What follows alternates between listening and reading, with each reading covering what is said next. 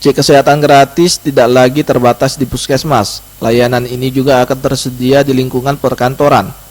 Untuk memudahkan akses bagi para pekerja, perluasan layanan ini bertujuan memperluas jangkauan program sekaligus mengatasi kendala yang dialami pegawai.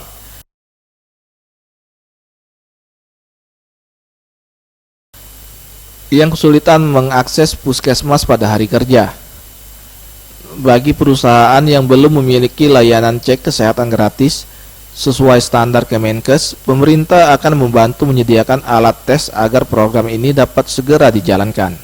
Kemudian bagi ibu nanti akan dilakukan pemeriksaan sadari, termasuk pemeriksaan IPA, pemeriksaan penglihatan, kemudian kesehatan gigi dan lain sebagainya.